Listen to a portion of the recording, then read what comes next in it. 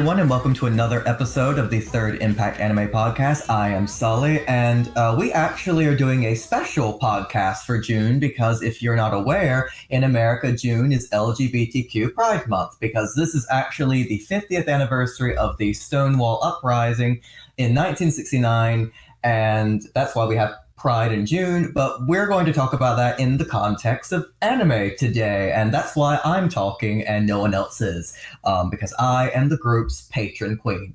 So today we actually have a special guest with us too, so I'm not the only one that's going to be talking. We actually have David Wald with us on the podcast for an interview. David is known for being the voice of Gajeel Refox in Fairy Tail. He's also been in Akame Gajeel, and he's also Master Chief in Halo Legends. But he's also done ADR for, I think you started in 2007, didn't you? Was when you started working in anime. It was around, the first show was Shadow Skill. That was the first thing I was ever in. And I think I may have recorded that in like late 04 and it hit disc in early 05, maybe. So you've been around for at least a decade. Yeah, I've been coming up on 15, yeah.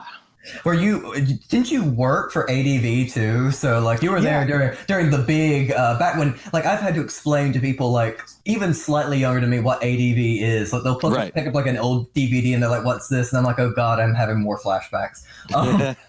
So the reason that we have David on for this episode is not necessarily to talk about his many voice credits or his many ADR credits. We're actually talking about something that he has been doing kind of as his own project, where he's been bringing a lot of LGBT anime over here to the States and having it dubbed and localized. So that's why we have you on. Thank you so much for doing this. Well, it's my pleasure. I have Pride all year long, Sully.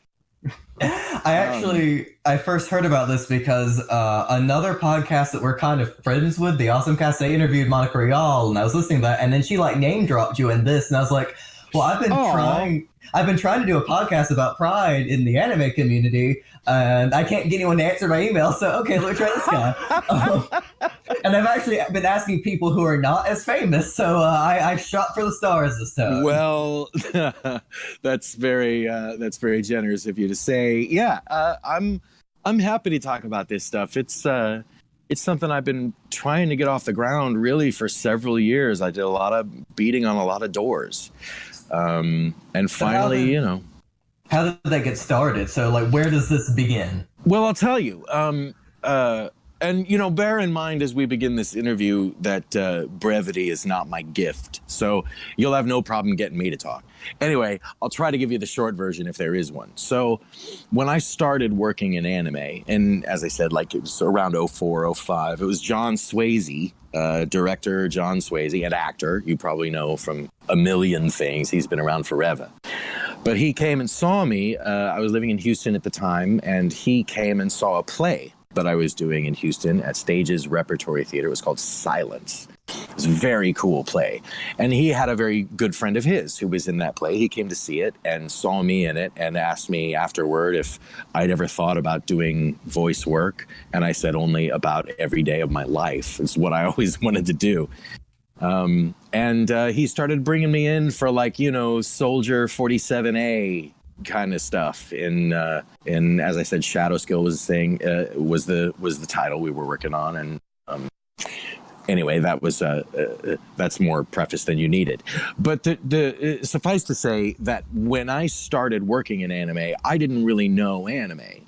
I mean, when I was a kid, all I really had, the only anime I'd ever seen was I'd seen the old Gatchaman, which of course was in my childhood called Battle of the Planets, and then G-Force. These were the oft maligned dubs that happened of that show, where they took out all the like adult material, all the stuff where people died and horrible things happened, and they replaced it with a robot called Seven Zark 7, who would just like flail his arms around and before the commercial breaks tell you how concerned you were supposed to be about the heroes, right?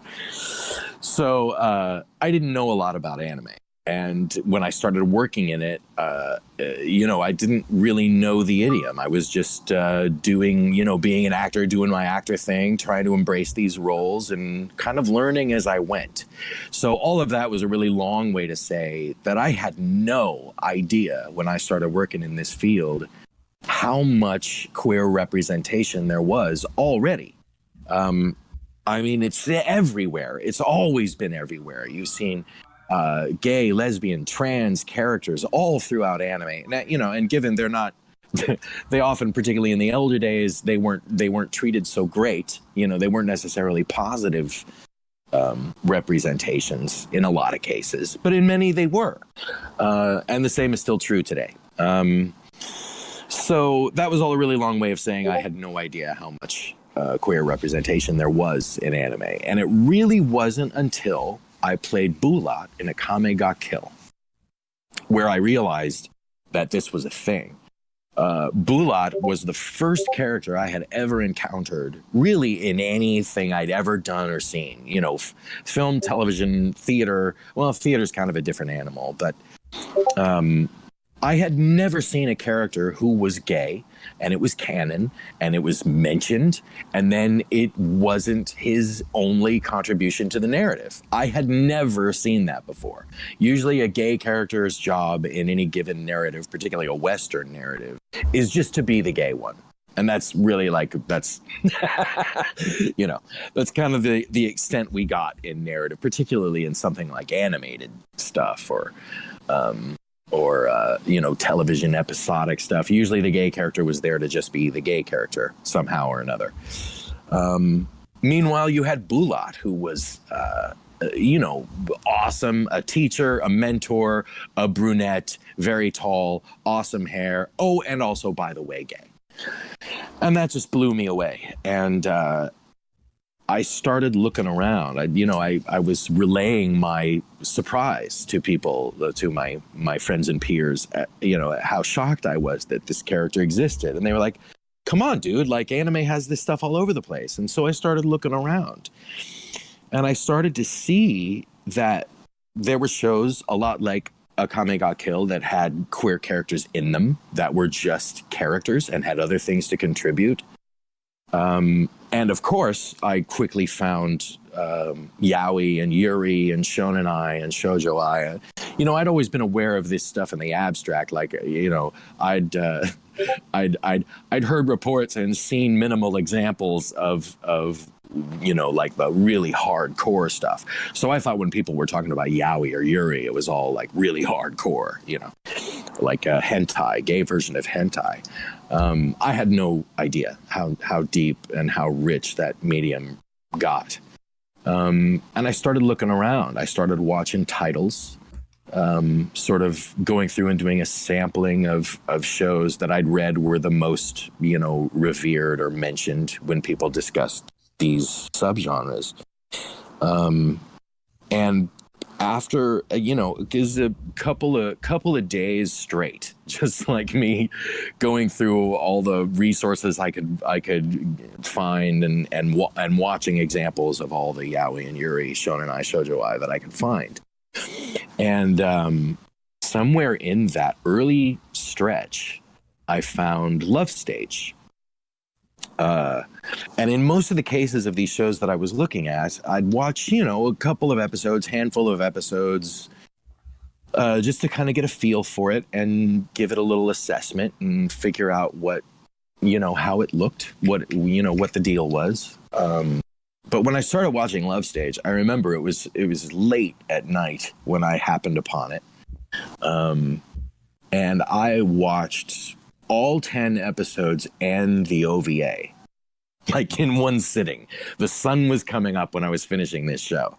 And I was just completely blown away. Blown away. I had, you have this character this show where one of the characters is a major, superstar, and he falls in love with a boy. And he's like, you know what? I'm in love with a boy.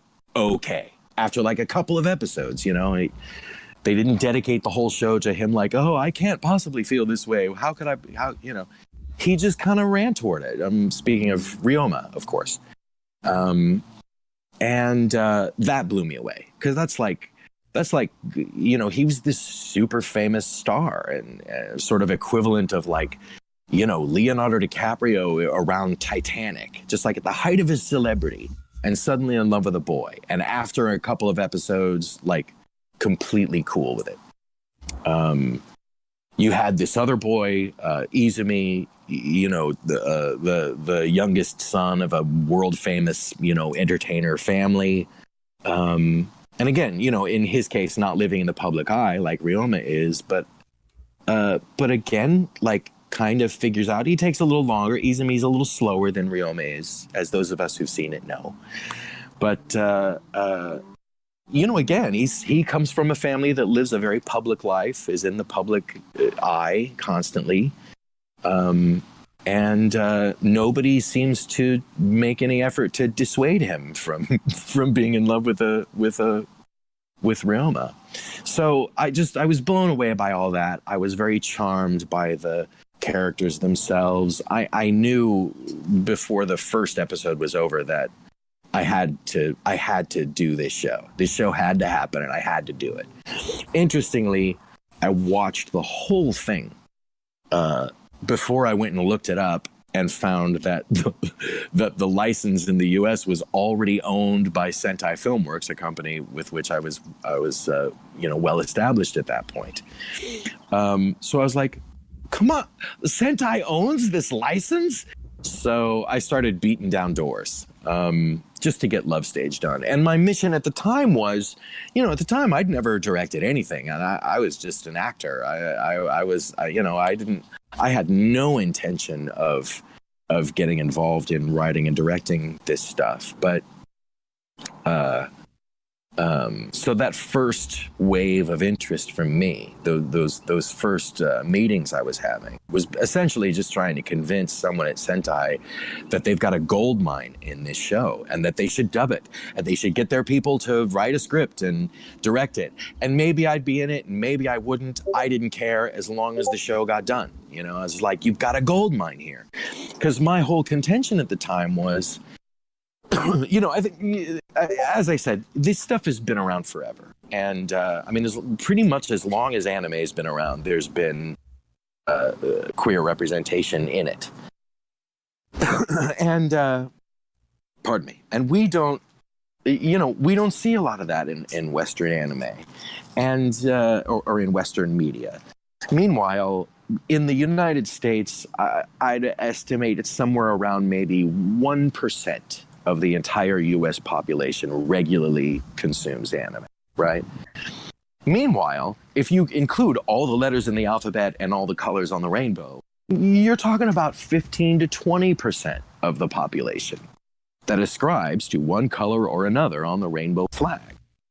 So it seems to me like that's pretty easy math. Like, look, guys, here's a way for you to take your product, which appeals to this amount of people, and make it appealing to a demographic that outnumbers your existing audience by a multiple of 15 to 20. So I'm no business guy, but that seemed like very easy math to me. Nevertheless, it was a very, very hard sell. It was just... if I've learned one thing from kind of following the industry with this, is that as much as people kind of see anime as this very bombastic or lurid or campy medium, the actual stuff that tends to get licensed or localized or brought to the US is sort of at one point, now we live in the era of like simuldubs and simulcasting, but at one point it was more, what do we know is more likely to sell? And I think with that, like Yaoi got this reputation of, oh, this is something that a certain subset of women are going to be into, and that's so small, so we're going to just treat it as like a dirty secret, or we're going to brush it and be like, we're not going to, like, I mean, there were no dubs of Boys Love Anime for a very long time. Because it was just sort of seen as like, this is a risky investment, where it was either going to sell very low numbers because it only markets to a certain demographic, or now we're going to get a reputation, which seems that anytime you do anything queer, it's like, oh, but we might get a reputation. We might attract. Gay by association. Yeah. Yeah, you're absolutely right. I think for a very long time, and I think in a lot of pockets, they still see it as it'll only appeal to a niche market of what's already a niche market. Right. Which is so strange because, in my own personal experience, a large portion of the anime fan community identifies as queer in some way. Like, Yeah. it's Isn't that interesting? it's Yeah. it's weird to go to a con, and I've been doing cons for about 10 years of my life, and there's so many people I know who are like, oh, this was the first place I felt like I could be myself. This is the first place I felt like I could dress the way I wanted to, or present the way I wanted to, or be the way I Mhm. wanted to, because it has this sort of carnival-esque atmosphere where anything Right. goes, so there's no Right. judgment. And then like, it's just amazing how many people you meet, and it's like, oh yeah, you're family too, like you're one of us. And then Yeah. you watch the stuff that comes out and you're like, but we don't, but they're, the characters are there, but not the stories that necessarily revolve. Like you said, you get the side character, and Yeah. as great as they are, as much as I have love and admire some of these characters who are queer and they are there in the story, that's not their story. They are there to support the hero, who's usually a teenage boy or a teenage girl who just wants to, become the best at sports or whatever. Right. The best and they're there. thing. Yeah. Yeah. Yeah, exactly. Yeah. So, and I absolutely agree. Those are all stellar observations. And I noted all the same things. Again, it seemed to me, the big void over here. And of course, in recent years, it's getting a lot better really quickly. But for such a long time in Western media, to see any queer characters represented, you generally got like, I sum it up in, you had three basic archetypes, and by and large, this is still the case, to be clear. But three archetypes as I identified them. First, you had the clownish queer, who was, often, a mincing sort of catty, wisdom dispensing sort of clownish queer. And I'm talking about like Jack from Will and Grace, or the character from Kimmy Schmidt, or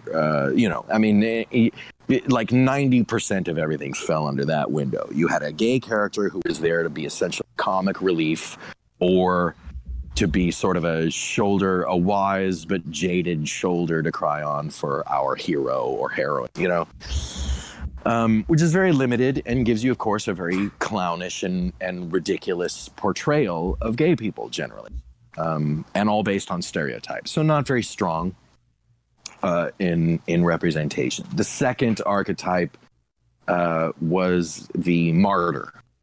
And that was a queer character who's generally, and this started happening later, this was in more recent years, you got more of these, but I think writers in the West, Hollywood, they like to show that they're sensitive to the queer struggle. So they'll create a character who's queer. Like, I'll give you my best example, the most crystalline example to me is the CW Flash show, right? I'm a huge superhero nerd, so I watch all of these things. Anything that's got, tights and a cape, I'm there. So I'm glued to this Flash show, right? And I remember early in the show, season 1 or 2, I think, they focused a little bit on a police captain, the captain of the Central City Police, where Barry Allen works as CSI. And they, at one point or another, revealed that this character was gay. And it was very interesting to me because this character had none of the usual, flew none of the usual flags. Right, exactly. And at one point or another, he's in conversation with someone in the show, and he's just like, yada, yada, yada, my husband says, bada. And I'm like, wait, what? And I thought, oh, that's fantastic. And so then I was paying very close attention. But then, so, they showed us how sensitive they were. Here's a queer character, America, who's not, mincing across the screen or petting a cat, or, you know what I mean? But, when we got sort of a small arc from that character, and then I remember it peaking, and now he's back. He's been back since, but But that arc of his peaked when he was injured in the line of duty and his husband or fiance could not get in to see him in the emergency room because he wasn't technically, family. And then that was more or less the end of that character's arc for quite some time. So they gave us a really interesting character, a multi-dimensional character, or potentially multi-dimensional character who was queer. But then his arc culminated in gay suffering, which is, my husband can't get in to see me in the emergency room, which we've all read headlines about, It kind of brings to mind for me, like in the late 2000s, a Lifetime had this huge slate of movies, and the basic plot was your gay dead son is dead because you're a bad mother, and this is Lifetime. Right. His entire character arc is he's dead and it's your fault, and that was just like straight people love to watch gay people suffer and then go, oh, that's so sad.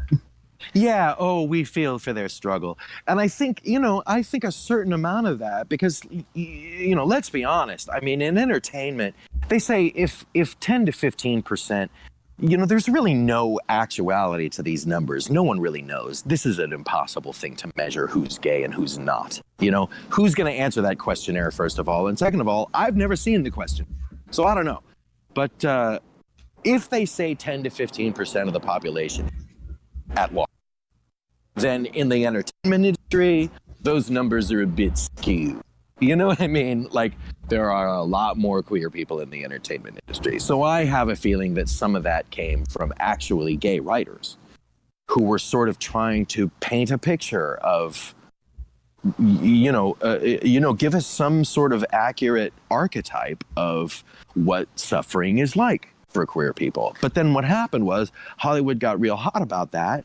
And they started using it all over the place. Oh, look, more gay suffering. Oh, here's a character with AIDS. He's on his way to death. More suffering. Here's a character who can't get into the emergency room to see his husband. More suffering. Here's a person who just can't quite get life to work. You know what I mean? So archetype 2, the gay martyr. Archetype 3, of course, the psychopathic serial killer. We've had a lot of that in film and television. I was just recently watching Silence of the Lambs, and Buffalo Bill is basically just queer panic, the character. Yeah, exactly. Buffalo Bill. You got the big baddie in Outlander, which is a show I didn't watch, but I heard all about it. And as soon as I heard that, they had this villainous character who's, some season ended with him assaulting some other, I guess, the main hero in prison. So that arc ends in a prison rape. Like, thanks. And even things like villains who are not necessarily explicitly gay, but like Hollywood has a very long history, like going back to like the Maltese Falcon, of like villains are effeminate and they're very prissy and they speak a certain way. And we're going to, if we had to guess, they might not be into the family values, but it's a way of sort of saying they're morally bankrupt.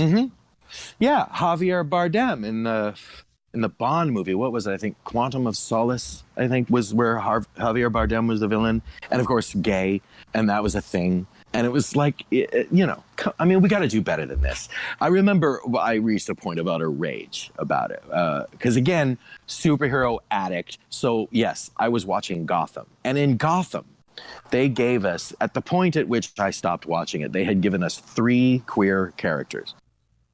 The Penguin, who suddenly figured out he was in love with the Riddler, who went into queer panic and used it as an excuse for an entire season to murder people. Okay, thanks. Barbara Keene is the character's name. She was in love with the hero, James Gordon. That didn't work out, so she started dating girls. Thanks. Then she meets the girl, and I forget her name. I call her not Catwoman. But she, another character who came out of being in a relationship with her brother and then started dating Barbara, and they became a lesbian couple and, crime mistresses of Gotham. Like, just using their lesbian relationship as a catalyst to go and murder, create mayhem. And so, that's what we get. Those are our 3 archetypes: the clown, the martyr, and the psycho. And I cottoned onto that quite some time ago, and it always made me roll my eyes whenever I'd heard there was a gay character in this movie or this show. I'm like, great, how do they suffer? Meanwhile, anime has had characters in it who, they've had boys in dresses all over the place. They've had girls in pants all over the place. They've had gay boys, lesbian girls, people who they've had ace characters in anime. I mean, the representation, the spectrum is so much broader in anime than it is in Western media. I've found it absolutely surprising. Absolutely surprising. One thing that's really gotten to me too is like you do have those archetypes in anime, and I will say for the record that I love gay villains if they're done well. Yeah. And you have that, like you have villains. It's like I know, like Sailor Moon, you have Zoisite and Kunzite, who are one of the large villains of the first season, right. And it's like, well, they're a gay couple, yes, and they're very loving and tender, and their relationship is healthy. They're just both terrible people at the same time, like divorced from their sexuality. They're both very bad people. Or characters like Liron and Gurren who he's very campy and very effeminate, but he's also like the smartest person in the room. He's usually like the one that's looking after everyone, not in the jaded friend way, but like in the like I have to look after you way. You get the stereotypes, but then you get more of a humanization too. They're not only there to be a one note thing they say for an episode and they go because we need a gay character for a shock. Well, it makes sense to make a villain gay because villains tend to be, they potentially can be the richest characters in a franchise, the deepest characters, the ones who suffered and fractured and created suffering. That's an amazingly rich character arc. But, here in the West, we tend to be less, we tend to be pretty shallow about those arcs. So we'll present a character as gay and just, our writers will just kind of chalk it up to it's part of their psychosis. And meanwhile, in anime has been a lot more interested in deeper character development. When it's interested in character development at all. There are plenty of shows that, as you say, it's just about, I'm a young boy and I want to be the best of whatever the thing the show is about. You know what I mean? And like, that's a different kind of storytelling and just as valid. But that's not, that's generally not the territory where you find the really rich characters. So it's talking about like complicated villainous characters who have a queer, either are explicitly queer or have those undertones. You actually did play Berg Katze in Gatchaman Crowd. So going full circle, you're talking about watching the original dub, and that's a character who is very sort of androgynous and ambiguous, and that's kind of fun. Like, even though you do have the characters who sometimes you're like, I wish they would just say what the obvious is, then you have a character where that sort of non-binary, there's no real answer. It's fun to mess with too. Well, he's like a living archetype of gender fluidity, isn't he? I mean, in the version of Berg that I played in Gatchaman Crowd's Insight, would kiss someone and become them. Like, how's that for a metaphor for gender fluidity? It's not strictly speaking accurate or very insightful, but that's a pretty powerful metaphor. I think someone online at some point or another asked me if I felt like Berg Katze was a good example of queer representation, and I don't know that I'd go that far. I mean, I think. Berg, like all creatures and things in anime, is a metaphor. But Berg is an alien creature, another dimension. Who knows if he's going against the grain, of whatever the people that he comes from. He's kind of an anomalous creature, I think. But yeah, quite a metaphor for, if nothing else, gender fluidity. So going back to Love Stage, you're knocking down the doors at Sentai. You're trying. They have the license and they've subtitled it. How do you convince them to dub it? Like, what's the thing that makes them say, "Okay, here you go"? Well, I'll tell you what, man. Yeah, thank you for getting me back onto that train. Initially I was beating down doors, telling them they needed to do this material for all the reasons I listed, but with no intention of doing it myself. I mean, I was essentially, I had seen a vision of the Holy Grail, right? And I was looking for someone else to take up the cause. And I wasn't very lucky. I had folks at Sentai, saying, that's a really great idea, Dave. But I'll tell you, in the business of dub and anime, things move really fast. Production studios have about 1 million things on their list every day. So asking them to go completely outside their usual box and find this other title to dub when they've got when they're behind schedule on 5 other titles, you know what I mean? Like, it's a hard sell. It wasn't difficult, and it's rarely difficult to get anyone who works in a creative field to understand the validity of the material. It wasn't like I was meeting any sort of header bro blocking. You know what I mean? There was none of that. It was just time and resources were being spent elsewhere. So that idea never really got off the ground. I took that idea to Dallas too. And, same thing. I got a lot of support, particularly from production side, talking about that material, but nobody, no single individual was really willing to step up and go, all right, you're right, Dave, and I'm going to make this happen. So, I'd been selling that idea for a couple of years until finally I just sort of reached a point where, all right, this has just got to happen. And if no one is going to pick the sword out of this stone, then I will do it. So I went back to Sentai, and this was after some time of quiet.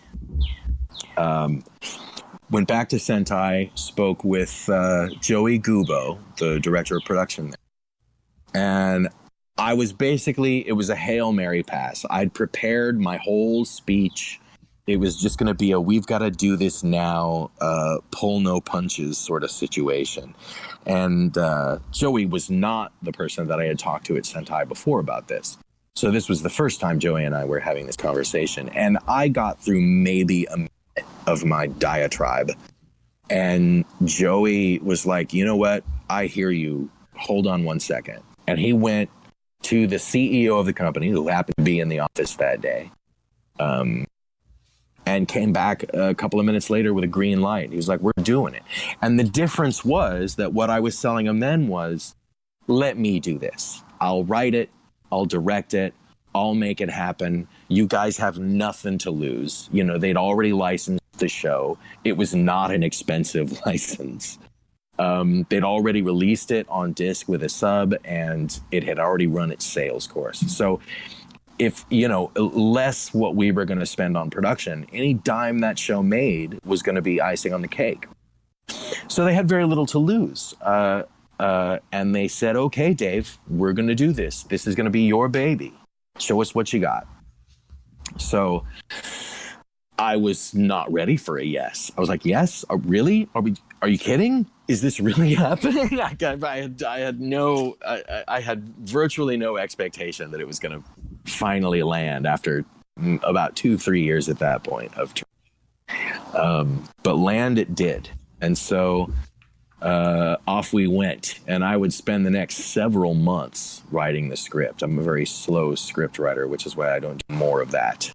But I started working on it, and very quickly after that conversation, Joey came to me and said, hey, we've got this other show, Hitorijime, My Hero. It's another BL show. You take a look at it, see what you think. Maybe we'll dub this one. They had a high interest in, really a higher interest in dubbing that title than they did in Love Stage, because it was newer, and more. It was it's just a newer title. So I think it was only out for a year at that point. So I went home and I watched the show, and I called him back and I was like, you don't want to dub this.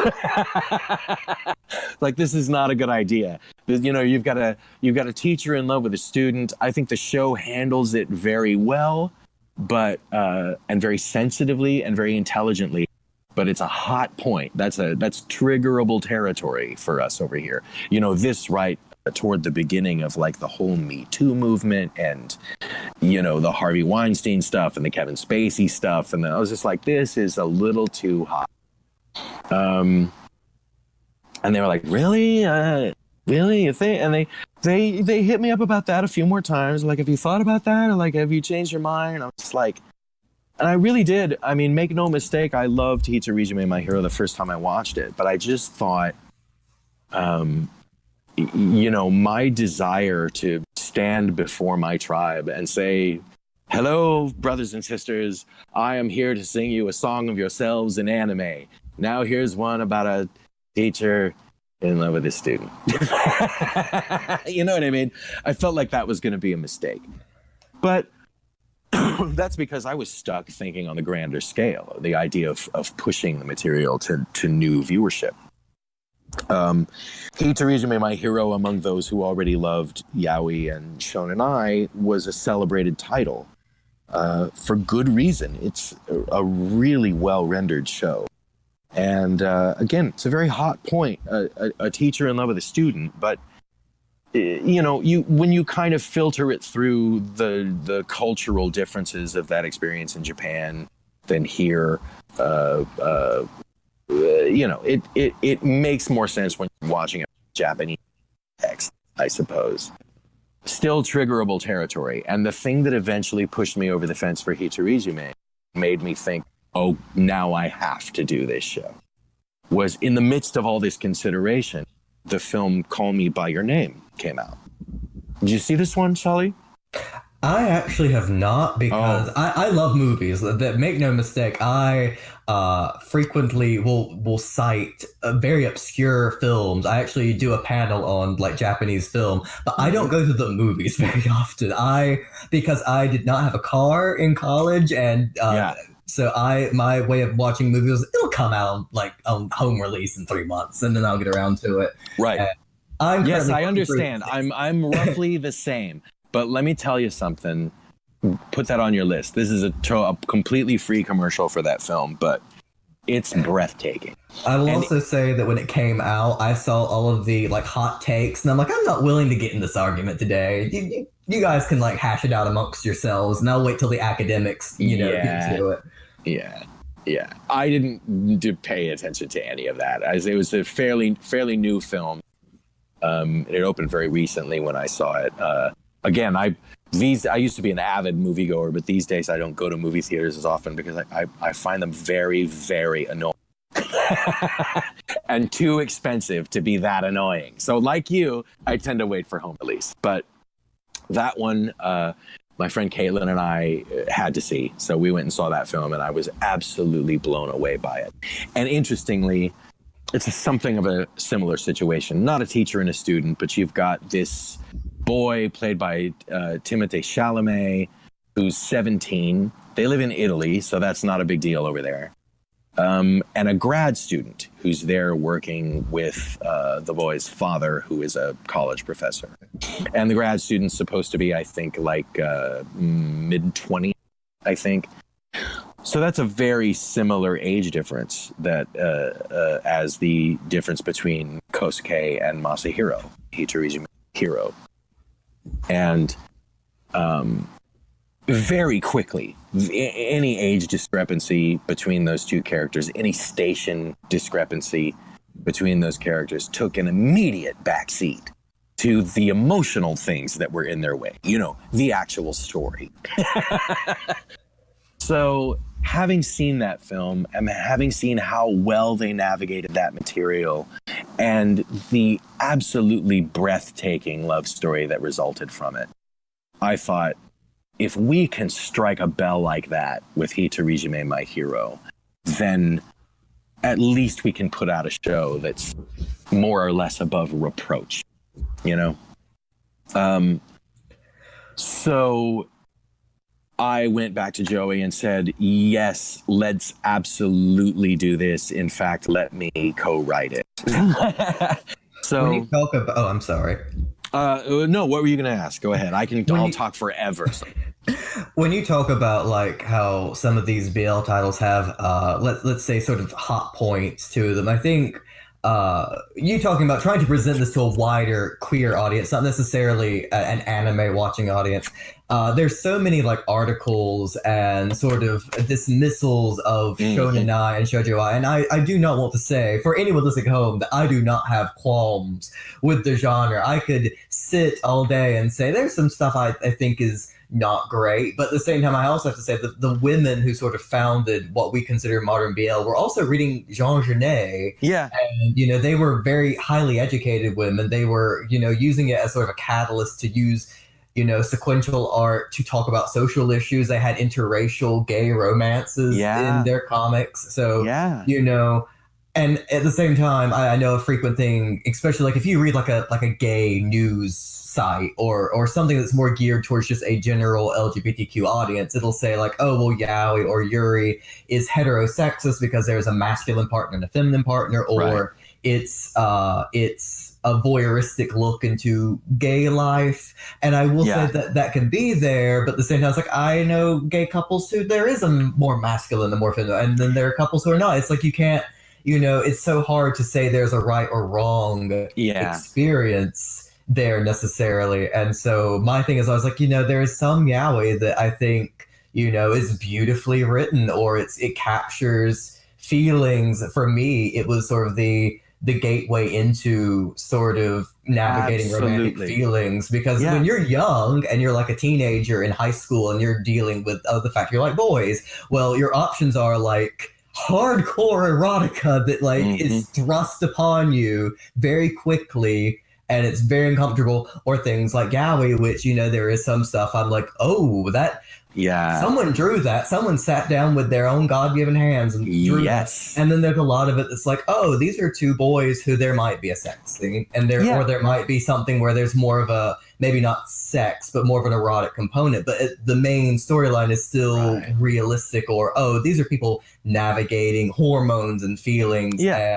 and it's more approachable for like a younger or a more inexperienced audience than some of the stuff that people, I feel like I've often told friends, it's like, when you come out, sometimes it feels like someone like has pushed you into the deep end of the swimming pool and said good luck. Oh, we can talk about that one for hours. When I went through all that, it was in the 80s, so there was even less to look at. I have many gay friends from many different generations. And one thing has not changed is the whole, you come out and it's, well, good luck. Hope you figure it out. Although I now know people who, I'm 25 and there are people who are coming out, even just 5 years younger than me, and I'm like, God, it's so easy now. It's so easy. I didn't have, when I came out, I didn't get my own HBO special. I had to just deal with it. I had to perform to the audience in my head. Oh yeah, I mean, when I was wrestling with this stuff, it was I was a kid in the 80s in Texas at the height of the AIDS crisis, Sully. So to like even acknowledge yourself as a gay person was hostile territory. It was very, very hostile territory. And I know that had I had access to something like yaoi, yuri, shonenai, shoujoi that showed me any version of my own story, however heightened, it could have been extremely useful in preventing me from feeling that alienation and ostracization that comes part and parcel to coming to terms with oneself as a gay person in your youth. And that's part of the reason I've been drumming so loudly about getting this stuff out there, because the larger part of the anime viewing audience is young people. And many of them are struggling with the very same issues that the young people in these shows they're watching are struggling. Anime generally features the young. That's as you say, it's generally teenage kids going through some sort of crisis. There's very little anime out there about adults. Sadly, when you get to 25, I watch some of these shows. I'm like, God, what must it be like to have that as a problem? Like, wait till you have to pay rent and you have to figure out what you're doing after grad school, kid. Then come talk to me about your soccer championship. Yeah, where's that anime? But so there was a real lack of stuff to identify with when you were young, and I agree with you. I mean, I used to take a much harder line about the more problematic stuff. The intergenerational relationships, the non-consensual sex trope that always seems to drop in somewhere. Like, I remember when I had my mind changed.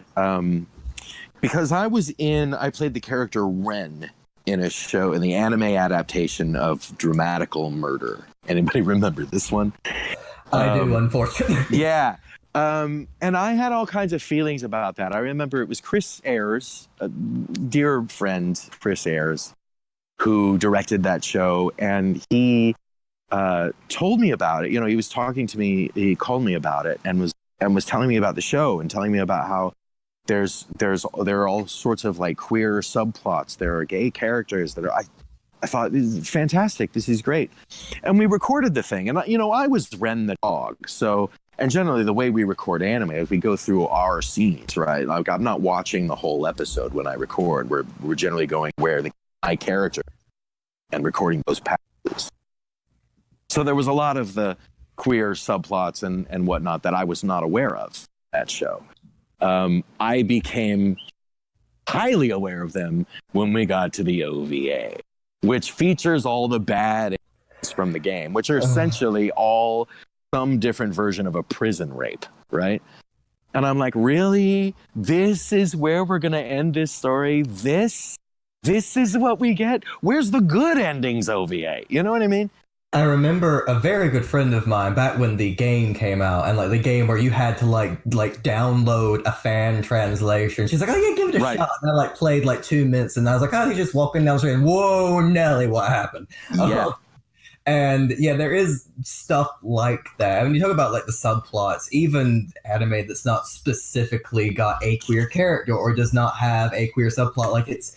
I think it's just a very liminal genre. There's always a way to read it very easily. There are some I was a literature student, so I was like, there are some queer readings and things. I'm like, this is a big stretch of the imagination. You're really grasping at straws to make this the way. And then with anime, it's like, no, it's very easy to play with how characters can be seen or interpreted. And even for me, there were characters who were not gay. They were explicitly heterosexual, but because they have a different form of masculinity, as someone who is not very masculine myself, it's fun to see a character like Tamaki and Oran, who he's very into women, but if you wouldn't believe it unless you knew that about that character. Men in anime they can show vulnerability, they can cry, they can be androgynous, or they can not be. They don't have to look like Batman or Superman. They can do things, and women can be masculine, or characters can have a sort of, they don't necessarily have to be one way or the other. They can be very androgynous. Yeah, absolutely. Well, I think there's less hysteria about sexual identity and gender identity. Interestingly, there was no homophobia until Western influence leaked into Japan. That was one of the gifts we gave. You're welcome, Japan. It was kind of funny. I was in a class in college, and my professor is just walking down the aisle past my desk. She's like, "Oh, what are you reading?" I'm like, "Oh, it's called Male Homoeroticism in the Tokugawa Period of Japan." She's like, "Oh, of course." And it's basically the Dutch came and ruined everything. And it's kind of funny that homosexuality was frequently outlawed and then reinstated based on what the shoguns were fighting over. And usually it was, your boyfriend is getting with my boyfriend. I don't like this. It's illegal now. We can't keep fighting over kabuki prostitutes. This is not how our country is going to run itself. And there are characters, again, I do a Japanese film panel, and there's the character of Yukinojo and Yukinodo Hinji, which is, he is a onagata performer. He lives as a woman, basically. He is a man. It's not necessarily a strict trans narrative, but when he is off stage, he wears women's clothing and speaks in a women's dialect. Yeah, and Madame Butterfly. Yes, like that. And then there are characters in anime who, they're male, but they use Atashi as a personal program, which is very heavily coded as feminine or camp gay. Yeah. And it's, that's one thing I like about the Japanese language is, here, your pronouns are something that other people bequeath upon you. But in Japan, it's, you can do it's do your own way. And I think that kind of adds to how characters can be more liminal, is that they can use things like language even to codify themselves in ways that English does not necessarily have the capacity for. It's very interesting to see how how the non-binary characters and the the less stringently defined characters are handled over there. I mean, it's very interesting. And I had a fascinating experience. I was in Osaka just maybe about a half a year ago for a convention over there. And the reason I was there was because, and I can't remember the seiyu's name. It's terrible, but it's terrible that I can't remember. But it was a seiyu with whom I shared two roles, and that was Reiji in Diabolic Lovers and Bulat in Akame Got Kill. Now, as I've already described, Bulat in Akame Got Kill was a lightning strike for me. And I knew, we were going to panel together. I, working through a translator, was going to panel with this seiyu, and these kids were going to be asking questions about what was it like to play that character. I was ready for that, but I wanted to be sure that I could give them my real answers. You know what I mean? So I talked to the translator for the seiyu. I talked to the guy who was going to host the panel, and I wanted to make sure that by answering those questions honestly and talking about the impact that playing that character had on me, that I wasn't going to alienate either the audience or the other participants on the panel or anything like that. I didn't want to agitate anybody, you know what I mean? But I wanted to be able to answer those questions honestly and not say stuff like, oh yeah, Bulat was a great warrior, I was honored to play it.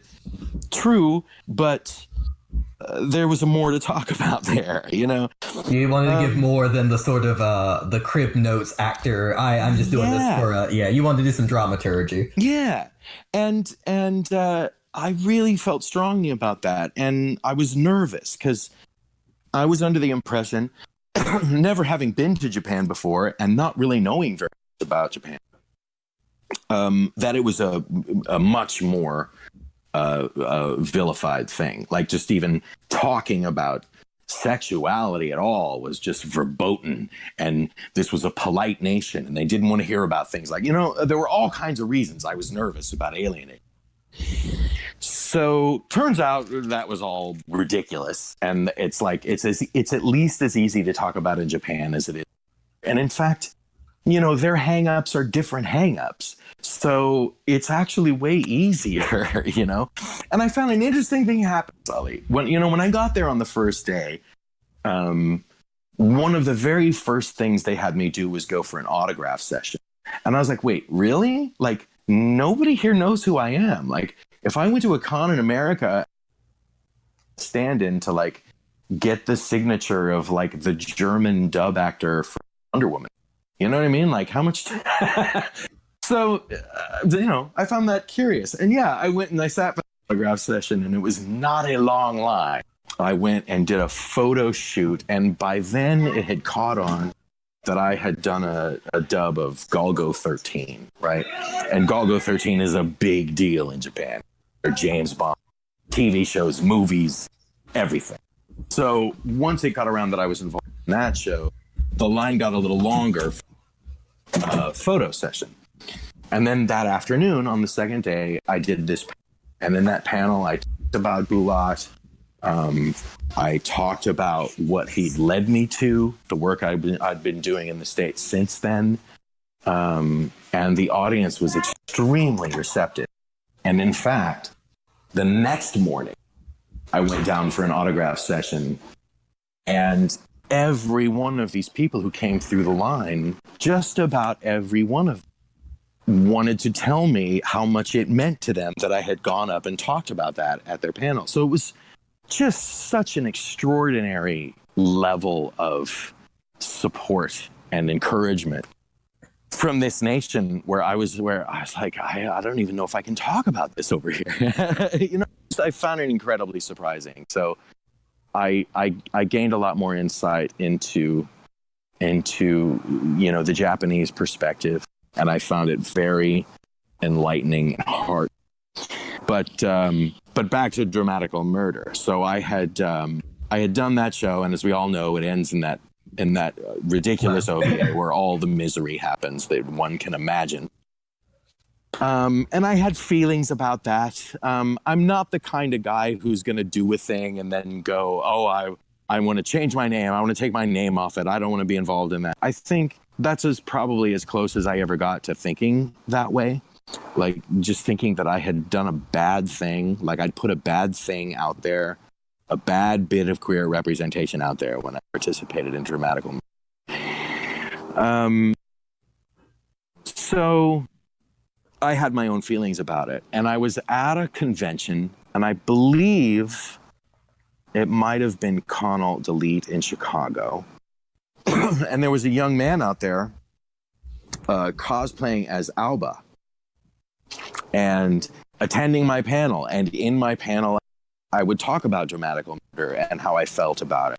Sort of, casually just dismissing it in its role as, in its potential. And clearly, seeing this kid in the audience, there was a kid out there who identified with this show, for whom this show had illuminated something. And we actually talked. He came and talked to me for after the panel, and indeed, like he was aware, like you are, things that might be considered problematic about the show.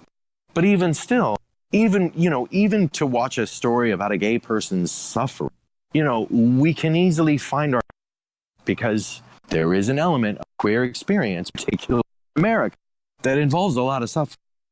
So, I mean, yeah, I can kind of relate to that kid because, like, when I was in high school, one of my anime sort of role models was a transgender serial killer, basically like Anime Buffalo Bill, and like that's Perfect. such a horrible stereotype. But like for me, I was both coming to grips with bisexuality and with the fact that I was kind of gender non-conforming. So this character who's like, I like men, I like to wear high heels, I like makeup, and I also like to use a chainsaw. Well, it's like, it's very empowering. All at once. It's like, that's very empowering. I wish I were, and it kind of goes with what you're saying. It's like you have Jack or you have like Kurt from Glee. Like the gay characters are they have no bite to them. And so it might be problematic, but sometimes the villains, when you're young and you're rebellious and you're angry and you're frustrated, it's that push. So, maybe Dramatical Murder, it's very, very, let's say out there. That's the polite term, is out there. But, for some people, sometimes the out there is what, is egregious enough to get them out of their comfort zone and kind of push them. Exactly. And that's really the thing I didn't understand until I had a one-on-one with this kid. I wish I could remember his name. It's terrible I can't remember this kid's name. I hope he's listening. Yeah, I hope he's listening. Maybe he's still wearing the Alba wig. He's a charming young man, and he educated me more than I think he know. And it was, after that, I started to consider that Dramatical had its place too. And really, at that time, going after the queer-centric material in anime, I was really just trying to find the shows where that were overall positive. I mean, the ones I went for, the ones I had access to immediately, Hitorijime, which had its own problems and intergenerational, and further problematic because it was a teacher and his student. And then Love Stage, of course, which has the oft discussed assault scene in episode 3. These are problematic turns, and there are a lot of people, I found a lot of the new viewership, gay people I've interfaced with watching who don't really know much about, they're jarred by these events in a way that an anime fan isn't, because in anime we see it for sexual. I mean, it's been part of anime forever. These sort of, all these relationships seem to end with kabedon. You know what I mean? It's like, I So mean, it's the sort of slapsticky sexuality and stuff like yeah. Cutie Honey. It's very, it's kind of that, beyond the Valley of the Dolls. Like, yeah, we might be Hmm. showing, tits, or we might be, playing, like, someone might run naked in the background, but there's this sort of like, wink and a nod to the audience. Oh, we're just having fun here. No one's really getting hurt. Right. It's funny you mentioned Cutie Honey. I just finished Yeah, I directing. saw that. I'm very excited. I can't wait for the world to see that one. It's going to be hot. Um, but anyway, yeah. So I sort of came back around to thinking that these shows, even the shows like Dramatical, which have elements in them that I find extremely, um, they still can illuminate something for someone. And the analogy I like to draw, I remember when 50 Shades of Grey came out. Now, bear in mind, I talk about this. I've never seen 50 Shades of Grey, and I probably won't. It doesn't seem like it's really my speed. But this is a show, as I understand it, about a essentially becomes like sex slave to her boss. And now that's not very progressive. And at the same time, I knew many, many women, well-educated, forward-thinking, aggressive, fierce women who stood in line, paid money to see that. And I couldn't understand that. But I think it comes from the same thing. It's like, the stories of the same kinds of oppression and oppression that we know so well, still have a story. It's all archetype. It's all metaphor. And I think that's another mistake we make when we watch these shows. I mean, to turn something into an anime is to turn it into a metaphor. I think that's But the gift of animation, really, yeah, because I mean, you could very easily make Love Stage or Hitorijime My Hero into a live action story. Like it could, it's not like they're in space or they, turn into aliens or anything or use magic. It's very, right. grounded in in reality. But there's something about and a lot of yaoi, a lot of boys love is grounded in reality. I mean, there are Absolutely. fantasy stories, but if you were to say what is the platonic ideal of yaoi, it's some kids in high school or college fall in love. Well, that's based in reality, but there's something about it being in a comic or being animated that sort of adds this Hmm. level of surreality, if I can Yeah. speak English for a second, that kind of puts both a boundary between itself and the viewer, and also sort of breaks the boundary of watching. Right. So there's a lot of stuff that you sort of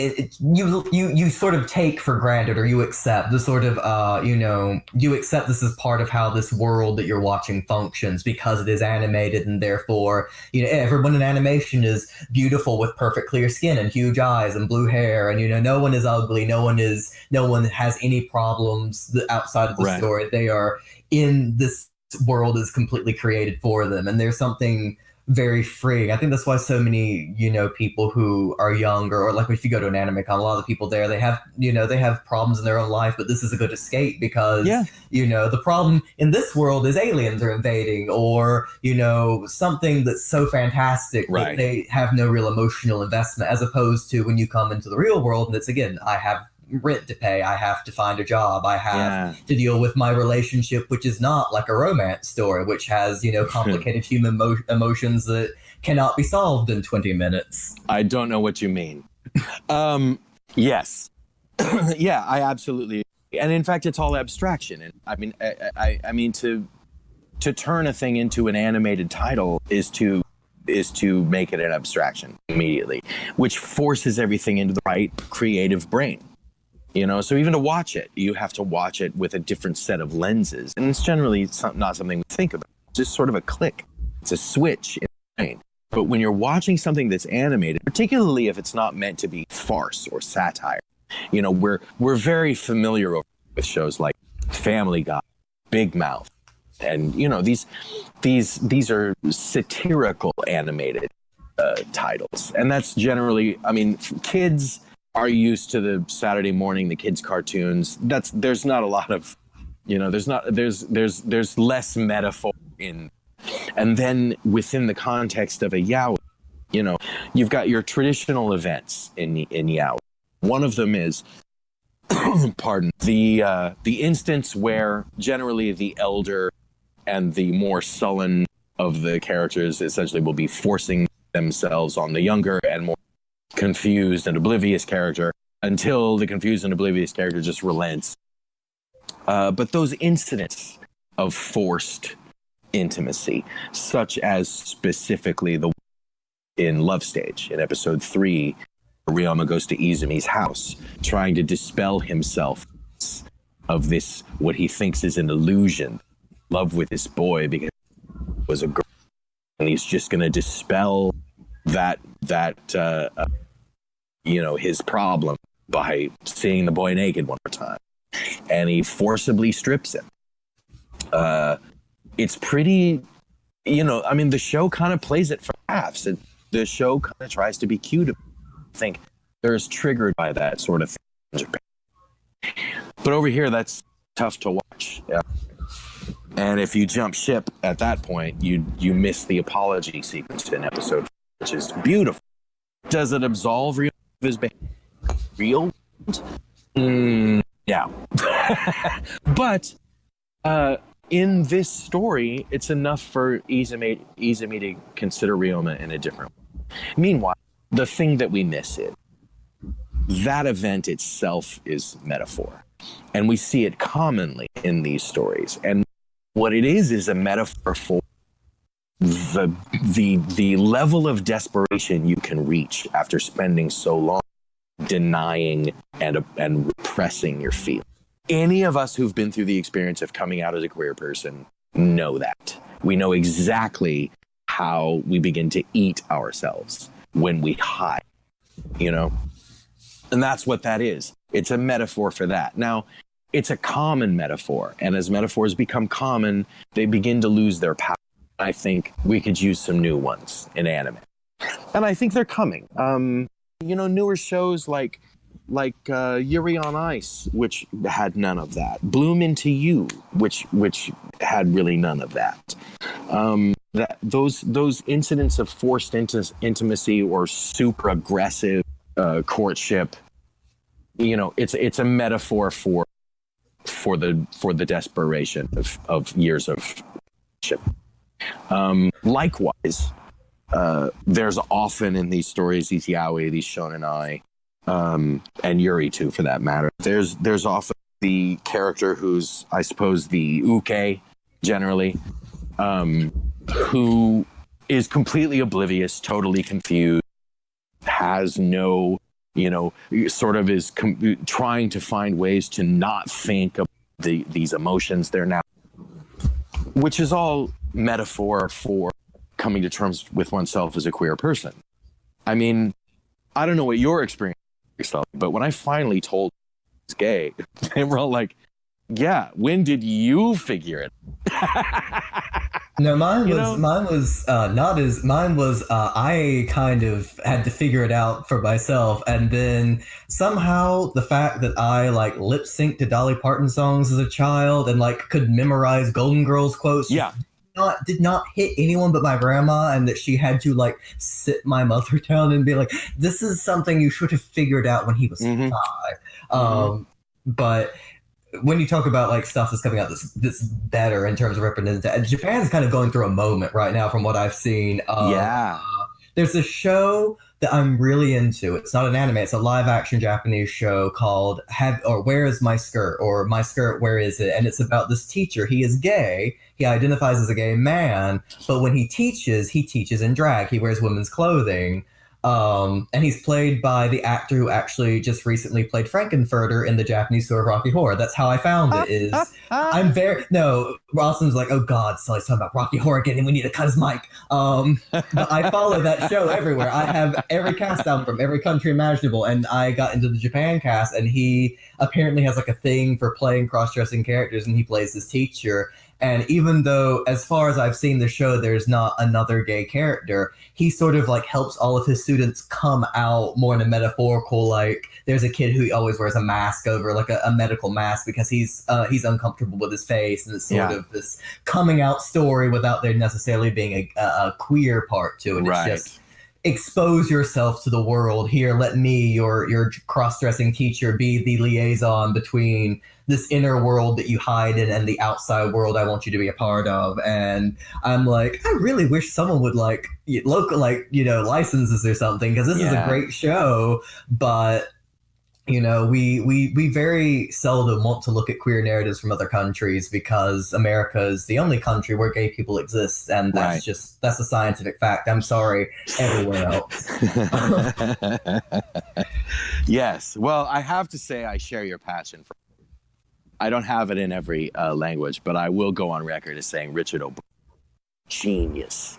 That was my coming out was shaped by anime and Rocky Horror, and God was that a combination. Mm-hmm. That's a worthy process, my friend. And I really do have to say this too. Like I look at the time warp scene in that movie, which I love, where all the Transylvanians, they are every shape, size, color, age, ethnicity, and then you walk into an anime con. And that's why I've tried to tell people again, like when your first time at an anime con, you were Brad and Janet and you're entering the time warp. Everyone there is so completely free and happy. They are everybody you can imagine, and they are just they're celebrating themselves. Yeah. And it's kind of sad now because I feel like we're entering a period where some darker undercurrents in the anime community are starting to get louder, and I feel like people are kind of like not seeing that anymore. Like there's this sort of hesitancy now, like people are sort of backing back, and I'm like, this is very upsetting for me because I really do want it to just be everyone can come dress come dress how you wish, be how you wish, speak how you wish. This is there is no normalcy here. You have left the threshold of the real world when you enter this community in a way.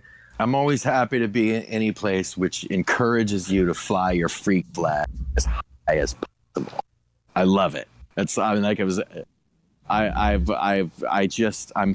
I wish I'd discovered conventions when I was a kid. Meanwhile, I was busy skating around on quad skates in my garage, pretending I was Kira from Xanadu.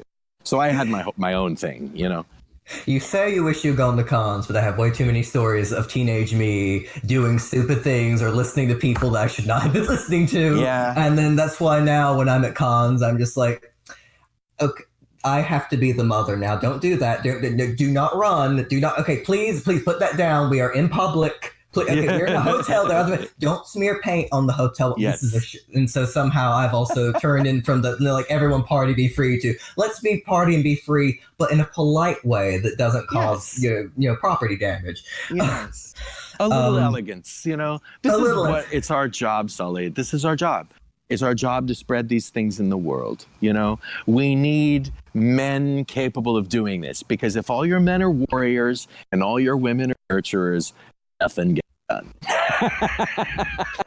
I am very much into the sort of, like, as much as I also agree in the three archetypes of queer representation of media, a lot of times, I love that thing Harvey Fierstein, he's in the cellular closet and they go to him, he just says, I like the sissy characters because in a weird way they're subversive, and sometimes, like I joked at the top, I said, oh yeah, I'm the third impact token queen, but in a way I treat that as a role of respect because I have to be the mother. I get to imbue. I love what Liron says in Gurren Lagann. Like, it's weird to quote an anime, but I love how he says, I'm kind of like a man, I'm kind of like a woman. I get to do both if I feel like it. It's such a sort of nonchalant way of doing it. There's no big coming out. There's no I am what I am song. It's just this sort of I'm like this, and isn't that fun? Isn't it just so freeing? That's just how it is. And I think, sometimes not, like when Chris said that the tolerance is born of boredom. I think it's born of nonchalance. I think it's that.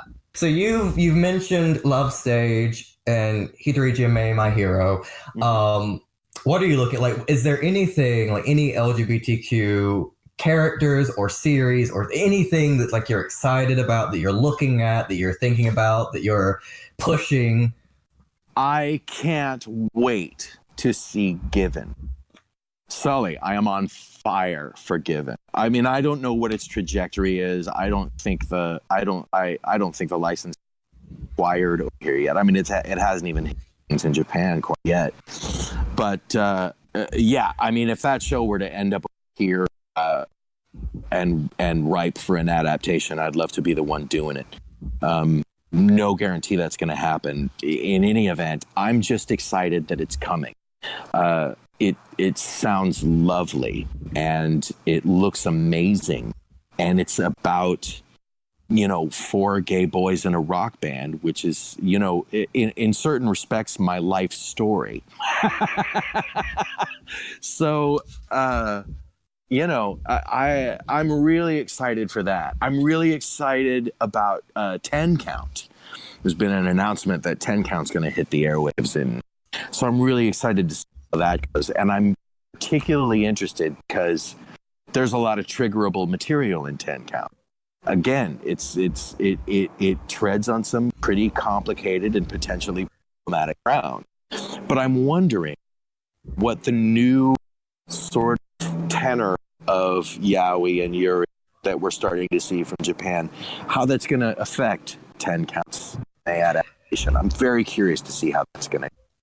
From my understanding, because I watch a lot of anime, but I tend to learn more of the queer media I get from Japan. I start either reading it first, or it's something like it's a non-anime thing, it's a live action. And reading Tenkao, I have not finished. I read a few chapters when it was still a new thing. Mm-hmm. So going back 2 or 3 years, there was this sort of wave of realism, I guess, kind of answering the common critiques of yaoi being very, very high fantasy in a way, very falling into the same story. And then there's a few. There's one I like called Sweetheart Trigger, and it's got some hot things. I know that someone ends with a gun up to their head, but up until then, it's about 2 college kids, and one of them. Well, how's that for a metaphor? A gun to your head?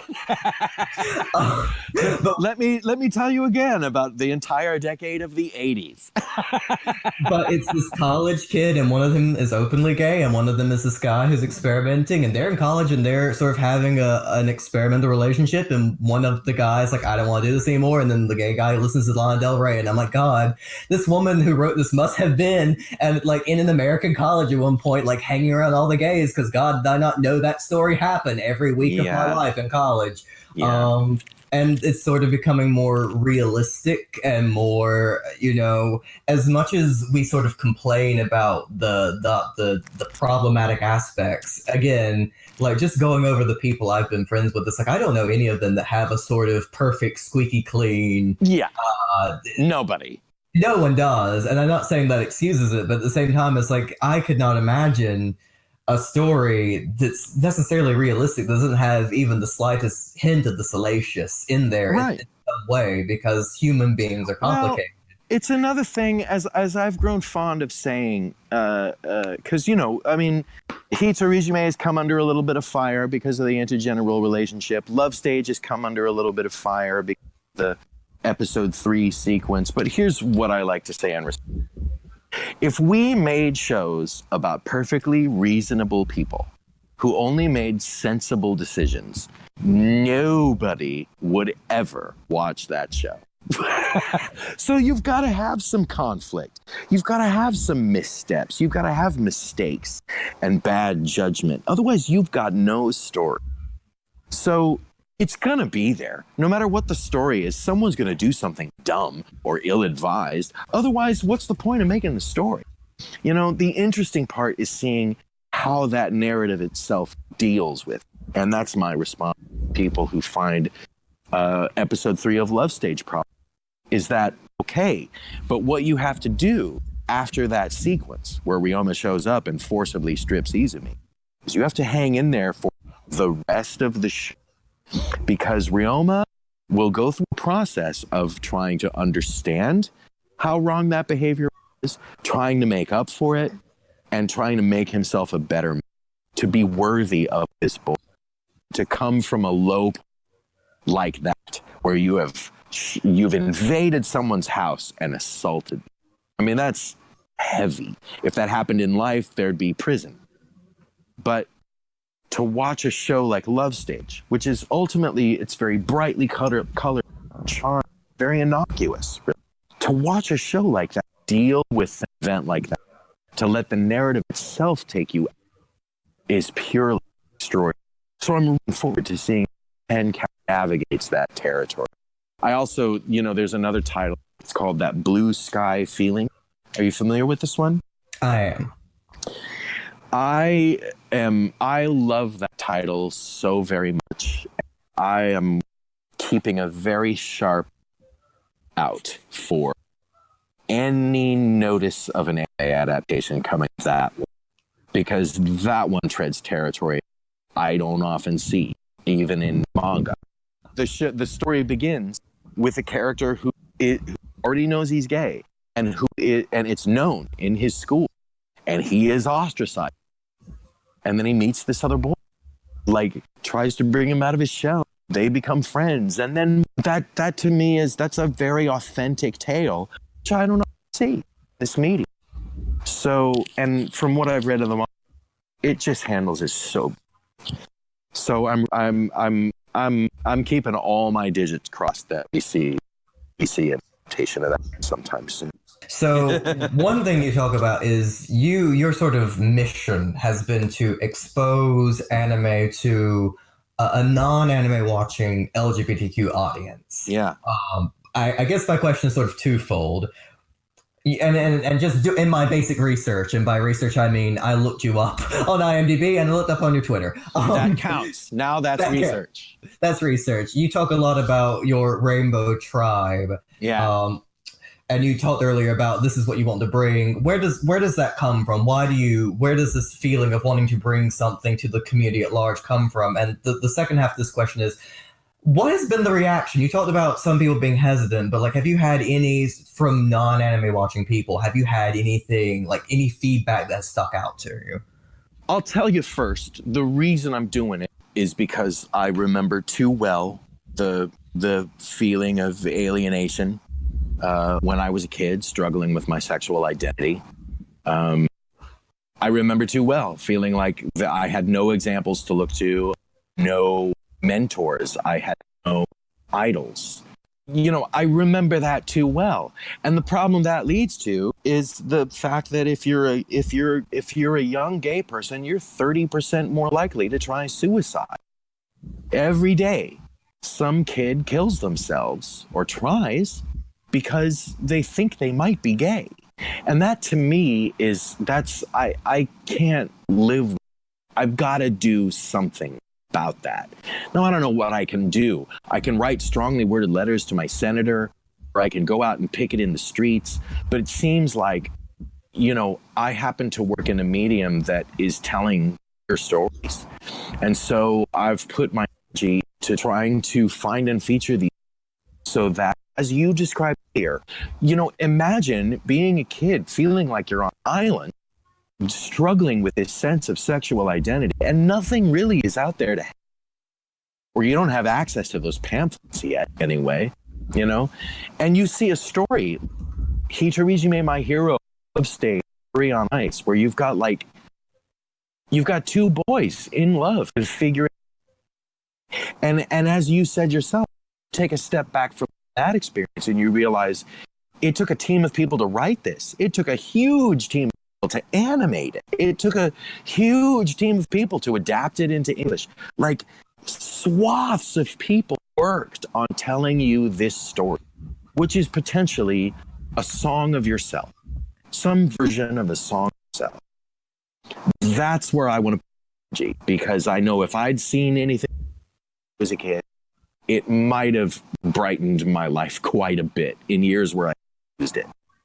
And because I want my story told, it's like there's great satisfaction working in a medium where, and most of the time I'm swinging a sword at a demon, or I'm shooting lasers out of my face, or I'm, these extremely heightened situations that we're not really supposed to relate to directly. That's not the job. Meanwhile, there are stories out there that are quite small and quite human and tell some version of my own tale. And I think that's incredibly exciting. I also think it can really help my industry. Roughly 1% of the English-speaking population consumes anime. Meanwhile, 15 to 20% of the English-speaking population ascribes to one another on the rainbow flag and is desperate for quality representation. We get some, it's getting better, from our usual medium, film, television, music, even video games now. But there's still not enough, and it can still be. And I am engaged in finding talent as best as I can because of how badly I needed it those years ago. And I know there are kids like me right now in that struggle, feeling like they're alone in the world. There's no one there to help them. There's no one to look up to. And if there were, they couldn't tell them. I remember that place too. And I want to absolve the queer youth of today of that illusion. And to watch a title that all these people participate in bringing it to fruition is an incredibly empowering bit of knowledge. Even if it's dramatical, It obviously helped that one kid that you met. Yeah, I mean, if even one person was helped, sometimes that seems like it's enough. Yeah, one person. That's all it takes. I mean, for me to imagine that to have participated in adapting a show like Hitorijime upstage, if one person out there, universe, saw Hitorijime, made them feel less alone, then I've done everything I do. The more the merrier. But I maybe it's some abstract effort to save a version of myself from the years I fall.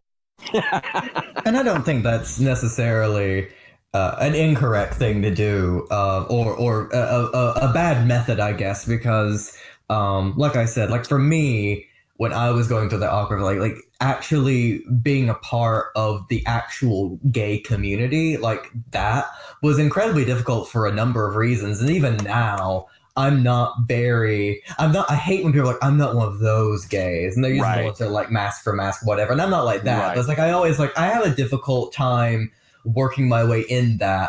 But then the anime community was, one, already full of freaks. So I could just easily just slide in and no one would notice. And two, I did find that there were other queer people there, and that kind of became my liaison into finding my own community. As like, well, we have this common language we share, and then we have this common identity that we can, collate around, and that became a lot easier. And I guess I kind of understand that because, like you, I do find myself in situations where I am a 25-year-old man talking to other queer people who do not know anime or anything about Japan, really. And I'm the one saying, oh, yeah, this is what I do for a hobby. And I hope you don't think I'm crazy. But let me explain why this has actually got some stuff you probably would like.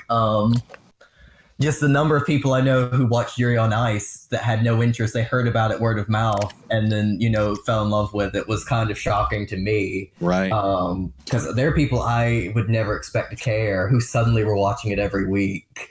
And it built a community and it got people into this and gave people a safe space to express or even by proxy of fictional characters express feelings they felt like they couldn't in any other place. Yeah. Just breathtaking. And that's the other thing I think is really laudable about Yaoi and Yuri is that the storytelling itself is very engaging in ways that traditional romance, traditional hetero romance, it was like I was saying earlier about metaphors getting old. The thing about Yaoi and Yuri is there are no parameters. When you see a heterosexual relationship playing out for you in a film, a television show, novel, whatever, there are accepted parameters. We all know them. We all know that generally the man is going to be the more assertive, the woman is going to be the less assertive. There are going to be certain social and practices be involved in that relationship that we all accept as right. That's just the nature of hetero romance as we all know it. But in a gay romance, between two men or two women, those parameters are much more difficult to define. And so a romance of that description can progress in ways and develop in ways that a hetero can't. Or if it does, it's taking a trope and turning it upside down on it. You know, when we see, like, I remember back in the 90s, there was a show, a film. Oh boy, I've lost the title, but it was one where it starred Michael Douglas as an employee of a big deal company, and the person in charge of him was a woman played by Demi Moore, and she was sexually harassing Michael Douglas. Now, we all know that's completely ridiculous in the real world. In no universe does Demi Moore sexually harass Michael Douglas. That'll never happen. But like, it's probably happened. But that took that usual paradigm, that typical sort of Mad Men situation, you know, we've seen play out in Hollywood decades, where the man is very assertive, the woman's a little wily about it. He's basically backing her, which of course in anime happens quite literally, followed by Kapidan, you know. But those, you know, that's generally where heterosexual romance goes, and it's either very expected, or if it's unexpected, it's dramatically unexpected.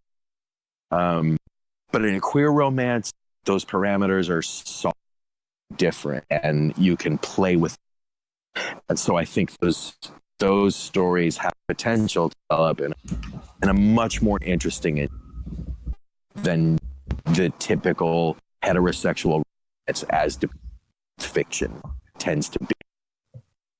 I think that's incredibly important. And I think that, you know, that the relationship between Victor is extremely sophisticated. And we never really know what its borders are. You know, those borders are very, very hazy. They're friends, they're a teacher and a student, they're lovers. But where does one of those end and the other begin? You know, it's a little easier to define. And I think it was very interesting to see a character like Victor, who, one, was based on John Cameron Mitchell, which just thrilled me because apparently, the director saw Hedwig and the Angry Inch. Sadly, she saw the Broadway version, so I mean, she saw at least it wasn't Neil Patrick. Oh, the film was so good. One of those. The Criterion is putting it out, and I'm excited. I'm living for it. But yes, she saw that on Broadway. I have the shooting script for that one. Do you?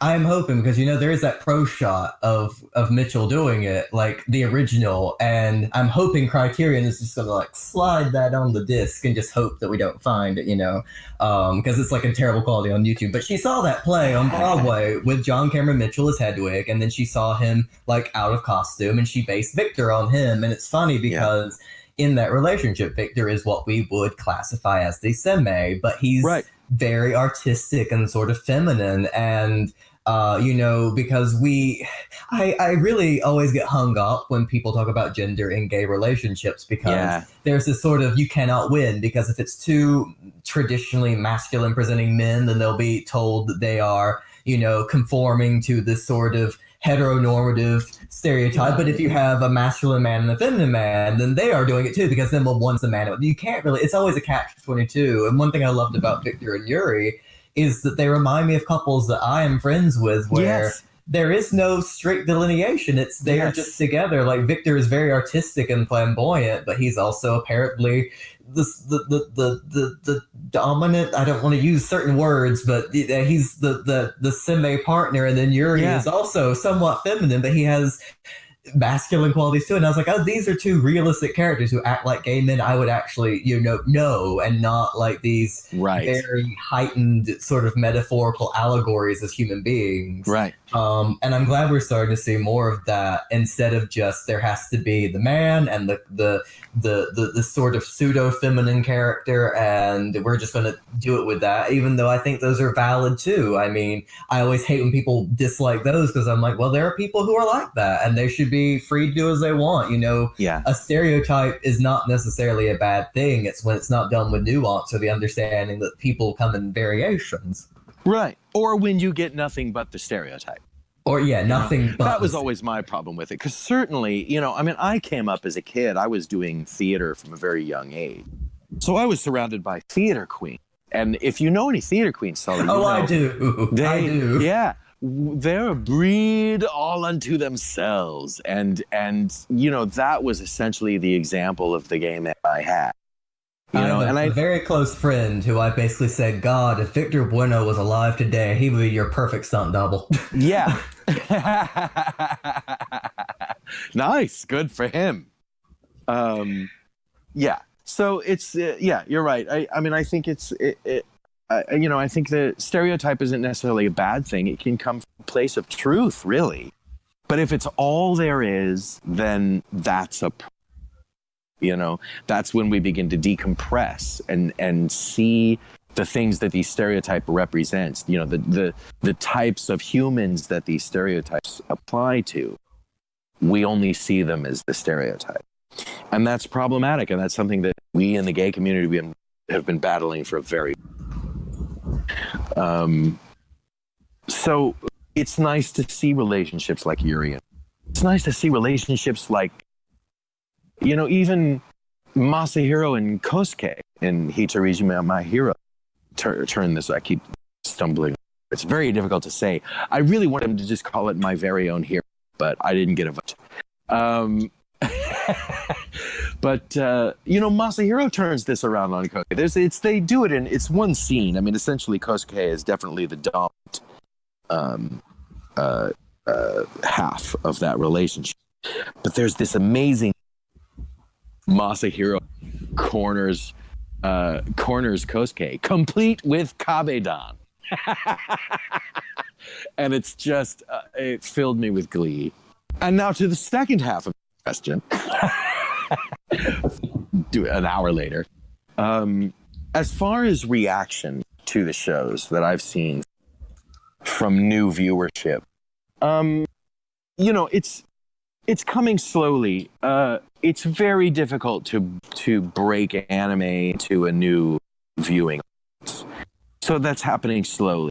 As much as I wished upon a shooting star, Love Stage would be a lightning strike that would galvanize the queer community and make them aware of this material.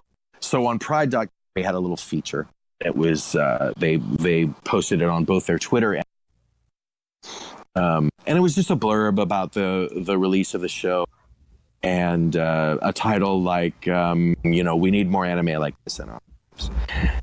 So as I said, it was on Twitter and Facebook, and as you I'm sure know, Facebook nowadays tends to be an old set than the Twitter. So now, of course, we've moved on to Instagram, Snapchat, all the other social.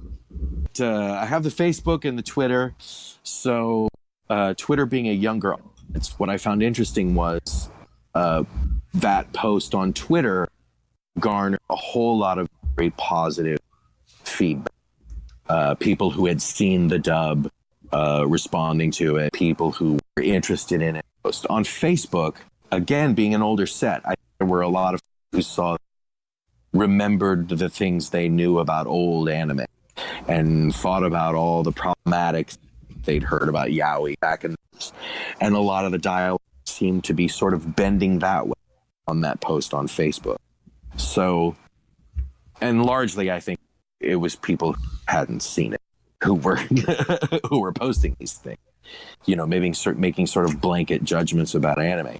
But these were, as far as I can tell, ostensibly queer people who seemed kind of unwilling, based on things they'd heard about what yaoi is, to give yaoi a chance. And some of them had probably seen it in Japanese and seen those events play out. Episode 3 assault, and probably didn't watch any. So it's interesting. There are some walls to crack, I think, to really get the older to understand the potential of shows like Love Stage.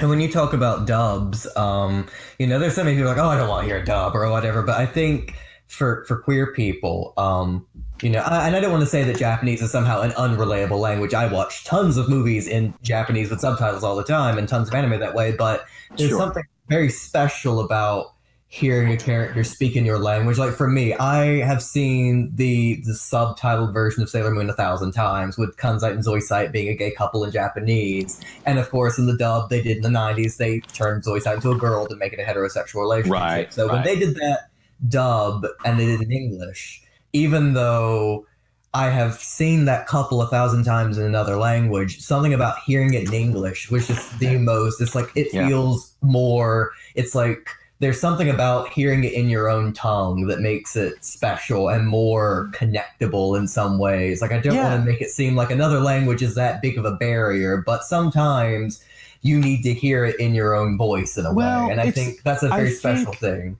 Yeah, I agree. I think it's not so much that the language is the barrier. You know, it's the music.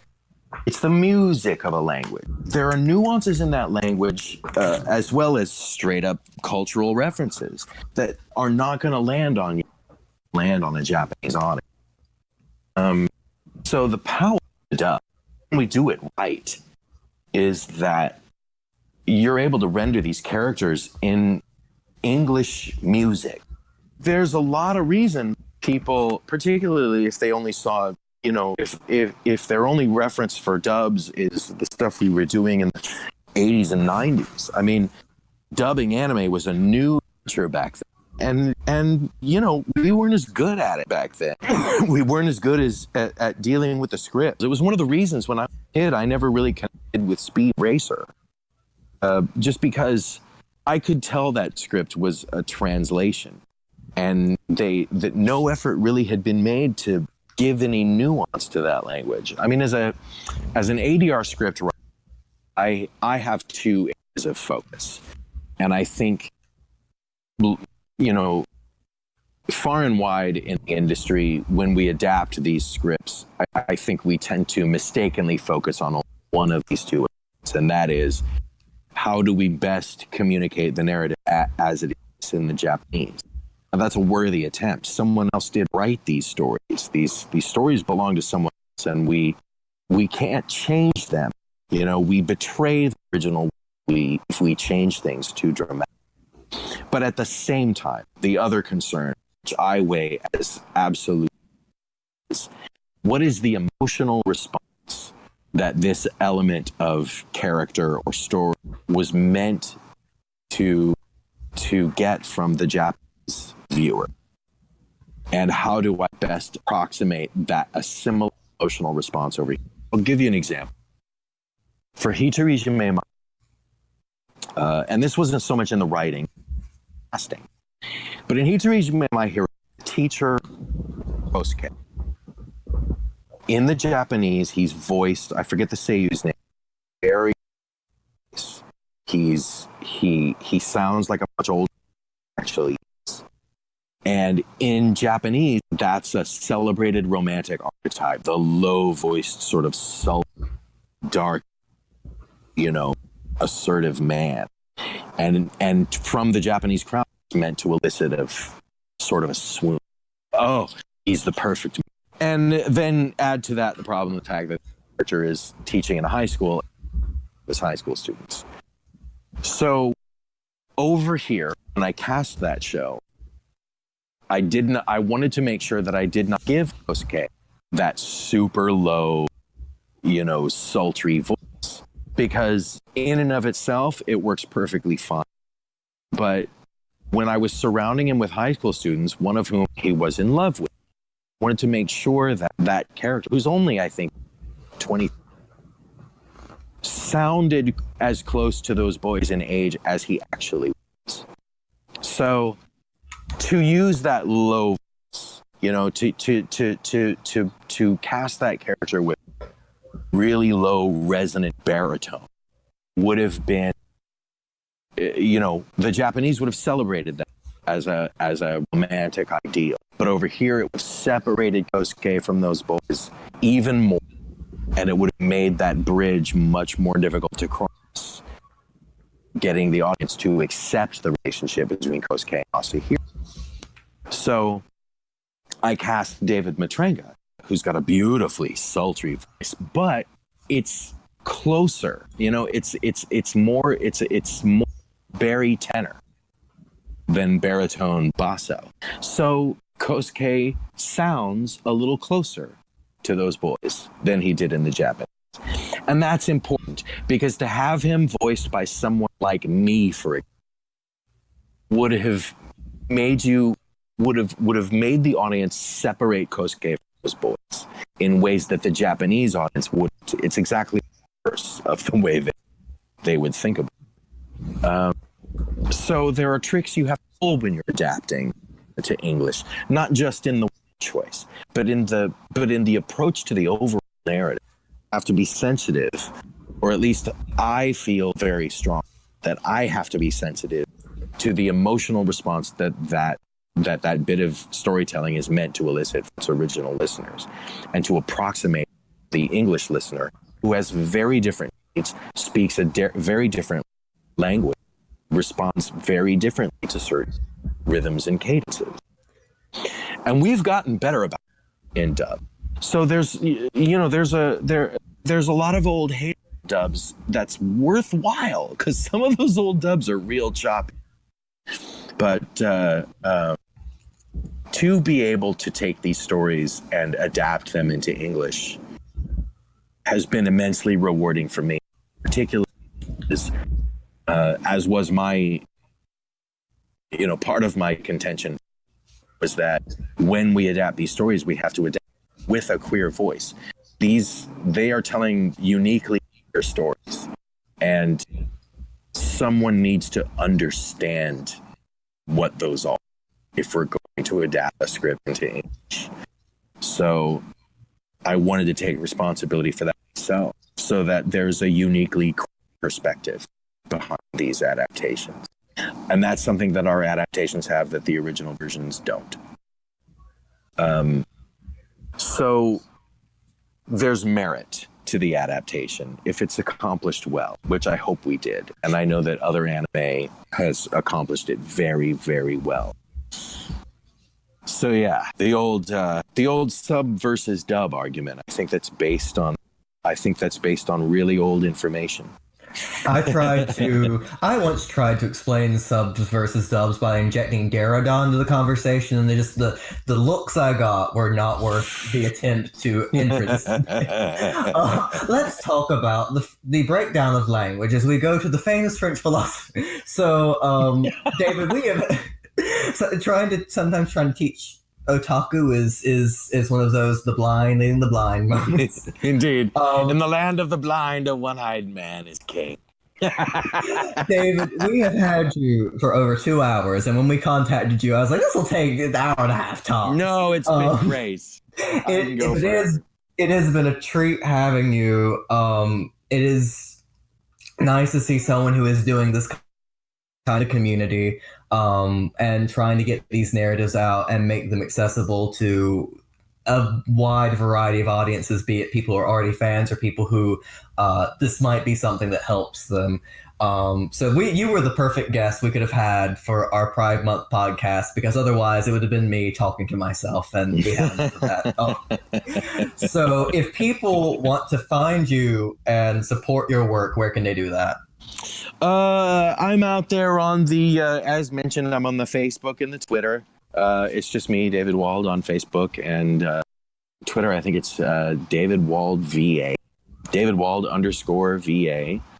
I'm on Instagram under the same handle. So you can find me there, or I will be talking about these